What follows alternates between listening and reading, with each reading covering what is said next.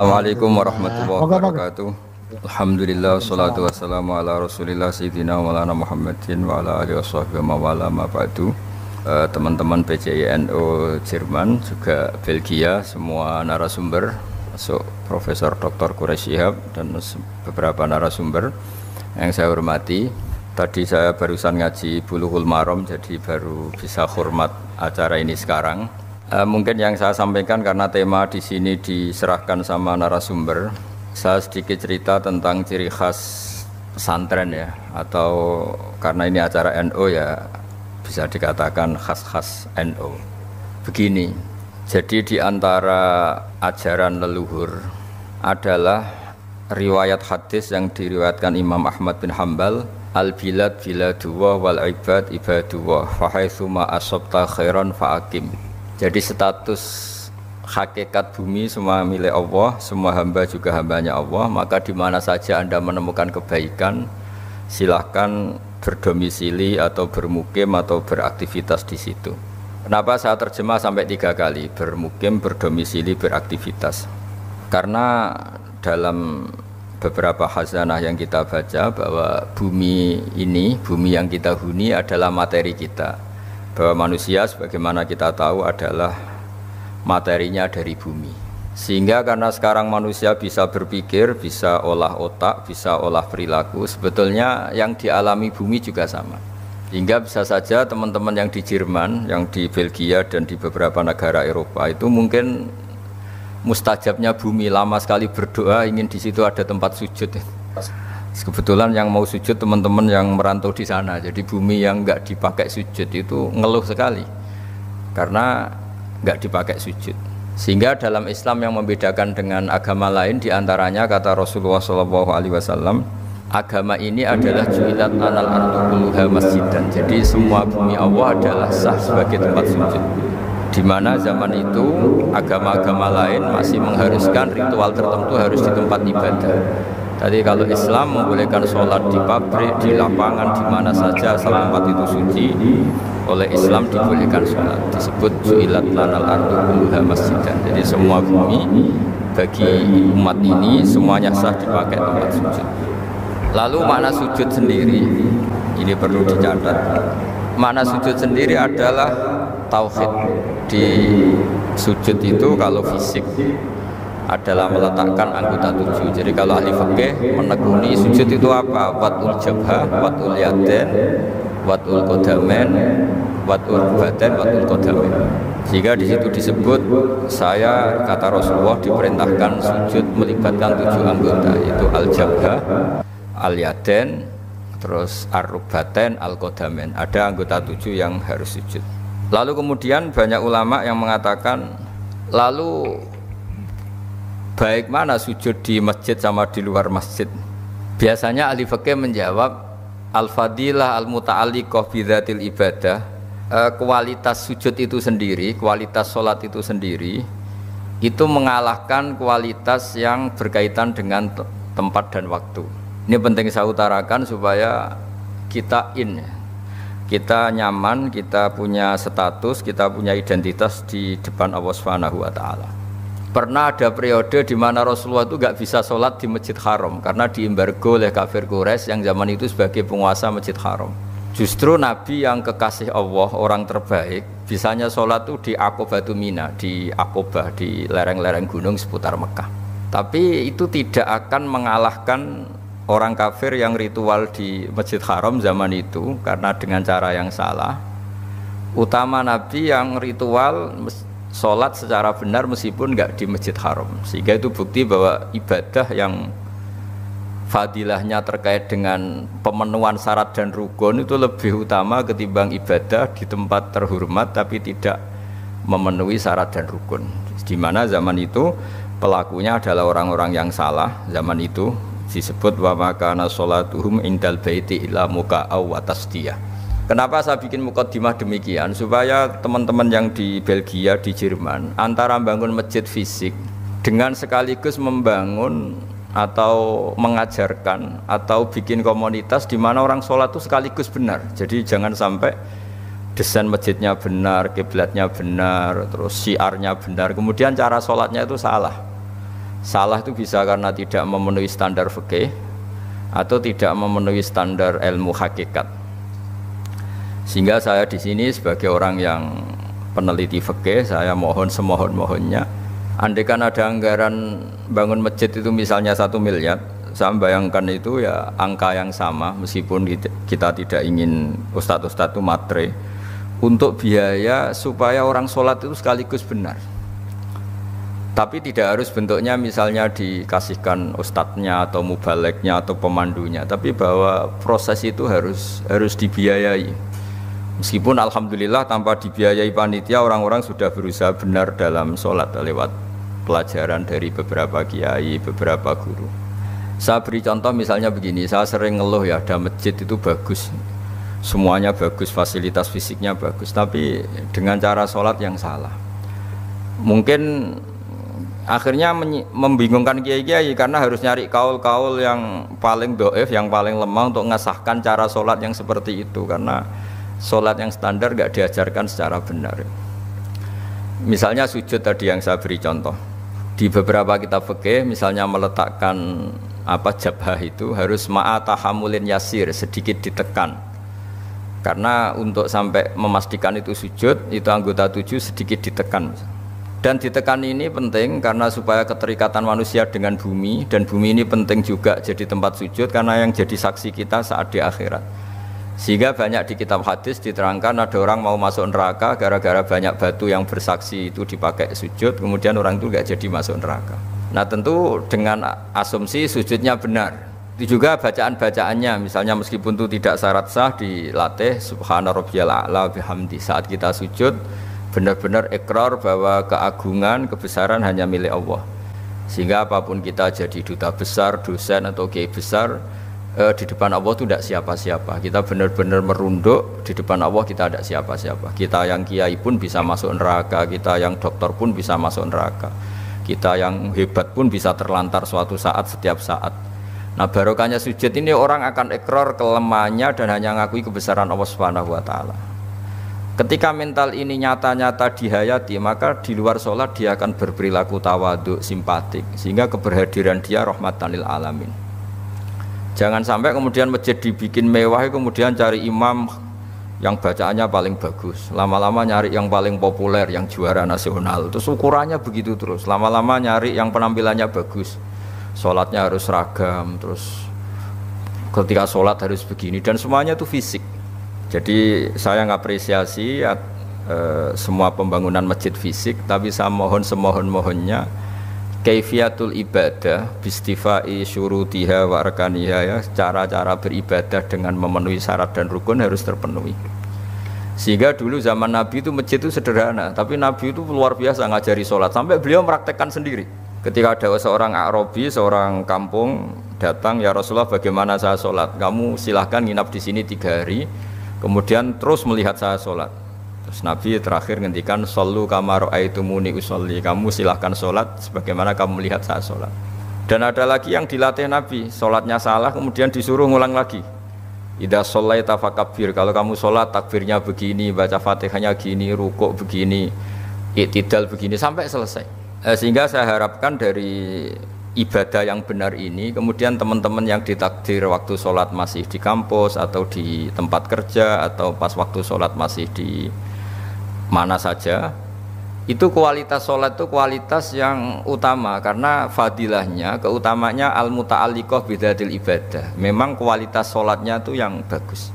Jadi saya ulang lagi, kualitas sholatnya yang bagus sehingga memenuhi keinginan Nabi, ju'ilat lanal ardu kulluha masjidan, semua bumi Allah ini dijadikan Allah sebagai tempat sujud. Sehingga ketika kita benar-benar sujud dengan makna yang sebenarnya, maka sholat ini benar-benar nanti tanha anil fahsya'i wal munkar. Apalagi kalau sujud kita sampai nganggep itu nikmat terbaik. Saya berkali-kali bilang, suatu saat ketika kita di akhirat dan kehidupan kita difilmkan ulang oleh Allah Ta'ala, disuting ulang oleh Allah Ta'ala, dan kita menyaksikan mungkin kita sedang di kafe, mungkin kita sedang guyon, sedang tidur, sedang sepak bola, pasti paling kita tidak malu ketika itu diulang ketika kita sujud. Sehingga cerita-cerita di mahsyar, cerita-cerita orang ditahan di mahsyar, Itu kata Rasulullah SAW, ketika umatku ada yang banyak masuk neraka, itu yang enggak dimakan oleh api neraka itu adalah tempat-tempat sujud. Wa innan nara lam takul athara sujud. Api tidak akan membakar fisik atau anggota tubuh yang dulu di dunia dipakai sujud. Kenapa saya menitik beratkan ini? Supaya kita kalau baca Quran, ya kita tadi menerangkan banyak Quran, misalnya wasjud waqtarib, kalau sudah berani sujud ya harus sampai dekat Allah. Sehingga ini penting supaya kita hidup di perantauan tetap bahagia karena ditakdir sujud. Kita jadi orang kaya tetap bahagia karena sujud. Jadi orang miskin bahagia karena sujud. Jadi siapapun kita bahagia karena sujud. Karena hakikat saat kita ketemu Allah, itu kita nanti tidak dengan status kiai besar, profesor, doktor, atau dengan jabatan-jabatan duniawi. Tapi kita hanya sebagai jabatan atau status yang permanen.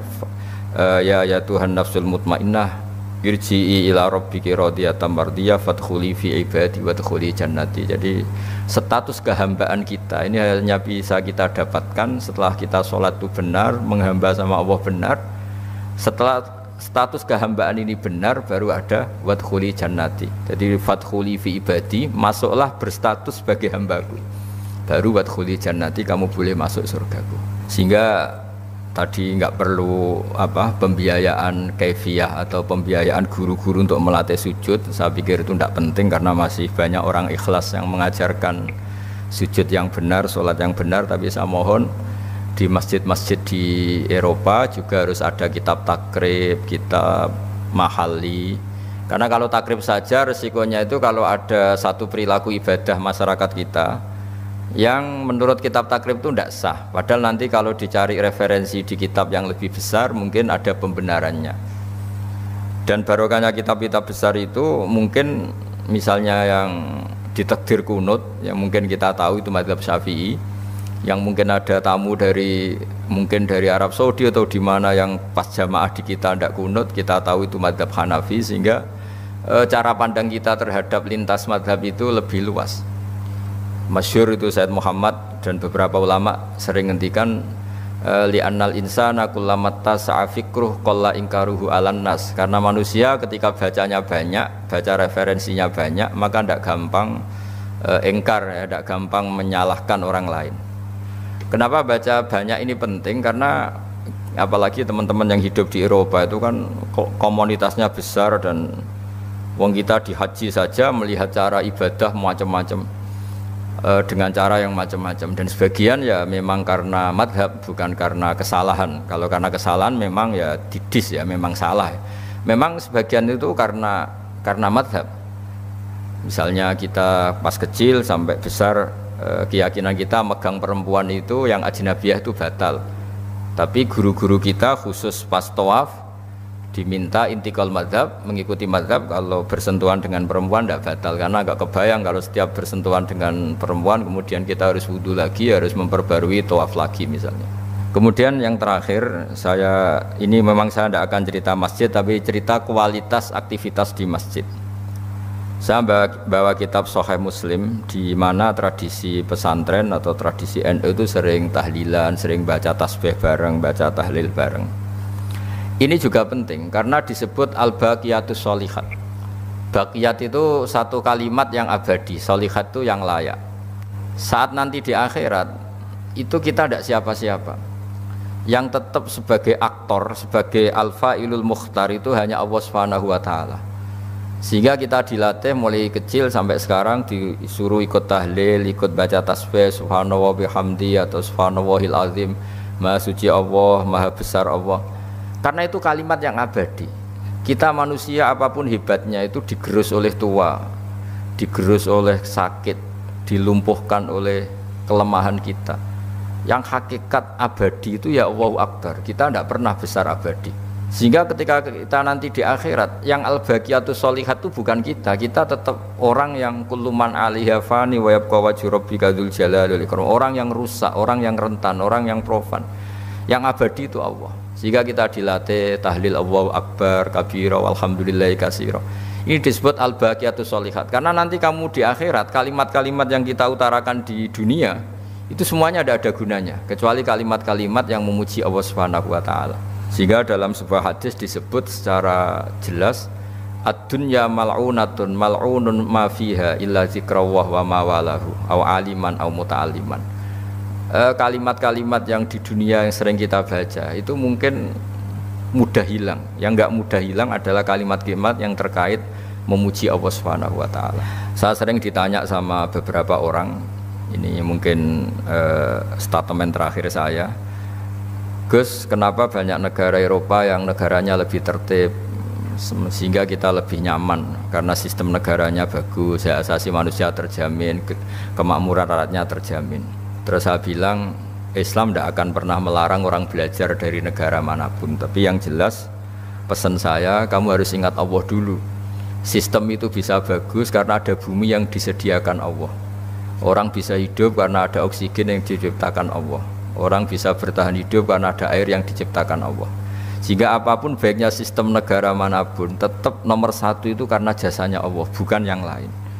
Meskipun Islam mengharuskan orang berterima kasih sama sistem sosial yang baik, tapi tetap nomor satu itu tentang jasa kamu sama Allah. Dan itu juga yang diajarkan guru-guru kita. Kalau kita baca surat Waqiah, kata Allah Ta'ala, ketika kamu menanam benih di bumi, apakah kamu yang menghidupkan? Kita kan paling nanam saja jagung, habis itu kita tinggal. Kata Allah Ta'ala, apa kamu yang menghidupkan jagung itu? Kata Allah, saya yang menghidupkan. Law nasya'u, kalau saya mau, tak hancurkan. Ketika kamu minum air, a'antum anzaltumuhu minal muzni am nahnul munsilun. Jadi itu terus diulang-ulang oleh Allah. Ketika kamu nyaman di bumi, pakai mobil mewah nyaman, punya istri cantik nyaman, punya jabatan nyaman, kata Allah, sekali saya mau, kata Allah, a'amintum man fis sama ayyakhsifa bikumul ardo fa idza hiya tamur. Kamu bisa nyaman karena bumi tidak saya goyang, tidak saya bikin gempa. Sehingga dengan berpikir seperti itu, apapun yang kita alami sekarang, misalnya kita bisa makan enak, bisa tidur nyenyak, karena bumi enggak digoyang Allah, langit tidak menjatuhkan meteor, langit tidak guncang. Sehingga itu terus yang dilatih, amintum man fis sama yakhsifa bikumul ardo fa idza hiya tamur, amintum man fis sama ayursila alaikum hasiba fasta'lamuna kaifa nazir. Ketika punya air, kita juga tidak bisa menjaga eksistensi air sampai sekarang. Yang bisa jaga hanya Allah. Allah juga yang memperingatkan kita, kul ara'aitum in asbaha ma'ukum khauran fama ya'tikum bima'in ma'in. Coba kalau air itu tak ambil, kata Allah, kamu bisa apa? Nah, saya berharap dari ngaji saya yang singkat ini, memang ini sudah malam ya, jadi ini saatnya para kiai ya, para ulama mungkin saatnya munajat sama Allah, dan ini kebenaran saya bisa menyampaikan ini. Sehingga saya berharap dengan pikiran dan nurani seperti ini, teman-teman yang hidup di Jerman, di Belgia tetap nyaman, karena hakikatnya al-bilad biladullah wal ibad ibadullah fa haitsu ma asabta khairan fa aqim. Sebetulnya hakikat hidup itu ya seperti itu. Manusia yang dimanapun ya hamba Allah, bumi yang Anda tempati dimanapun ya bumi Allah. Maka dimana saja kamu menemukan kebaikan, fa'akim, maka silakan beraktivitas di situ atau menempat di situ atau berdomisili di situ. Mohon maaf karena saya tidak bisa lama-lama, karena di sini juga sudah malam. Tadi saya juga habis ngaji dengan banyak santri. Mohon maaf atas semua, dan saya ikut mengapresiasi semua aktivitas keislaman di sana yang disebut mudarosah keislaman atau tadarus keislaman. Tapi saya mohon, selain bangunan-bangunan fisik, bangunan-bangunan mental atau rohani juga diajarkan, sehingga jangan hanya masjidnya yang bagus, tempat wudunya yang bagus, tapi juga sholatnya yang bagus. Caranya diajarkan sholat-sholat yang benar dan baik, juga khazanah-khazanah yang agak luas, supaya nanti kalau ada bersinggungan dengan mazhab yang macam-macam, kita tidak mudah panik, tidak mudah mengklaim, tapi selama itu ada dalam khazanah-khazanah ulama kita, harus kita benarkan. Baru kalau benar-benar tidak ada khazanahnya, mungkin baru kita menvonis itu sesat atau salah. Saya kira demikian. Wassalamualaikum warahmatullahi wabarakatuh. Oke teman-teman, jadi itu reaction ngaji kita bersama dengan Kiai Haji Bahaudin Salim atau Gus Baha dalam acara Ngaji Gus Baha bersama dengan PCNU Belgia. Dan beberapa catatan yang sudah kita dapatkan, diantaranya yang pertama adalah ciri khas pesantren atau ciri khas NU adalah tradisi leluhur berdasarkan status makhluk milik Allah. Bumi, langit, manusia milik Allah. Manusia materinya ada dari bumi. Apabila manusia bisa berpikir atau bertafakur, maka bumi pun demikian.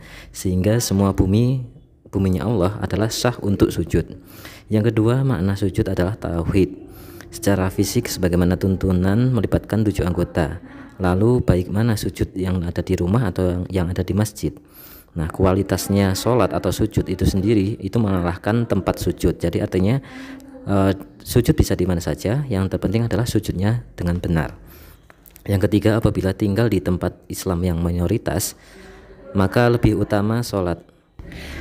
Membentuk komunitas orang sujud lebih utama daripada membuat masjid. Jadi lebih utama manusianya, termasuk cara-cara atau syarat dari bersujud, daripada fokus ke tempatnya. Yang keempat, semakin banyak tempat di mana kita sujud, maka akan semakin banyak saksi yang membela kita untuk bisa diampuni Allah dan disayangi oleh Allah. Yang kelima, apresiasi pembangunan masjid fisik, tetapi jangan fokus di situ saja. Lebih fokuslah pada cara dan makna sujud yang benar. Yang keenam, sujud yang sampai pada anil fahsya'i wal munkar atau sampai menikmati sujud itu yang terbaik. Neraka tidak akan membakar fisik ia yang digunakan untuk sujud, sehingga apabila diputar kembali kejadian di dunia, maka akan sangat bersyukur kita ditakdir bisa sujud.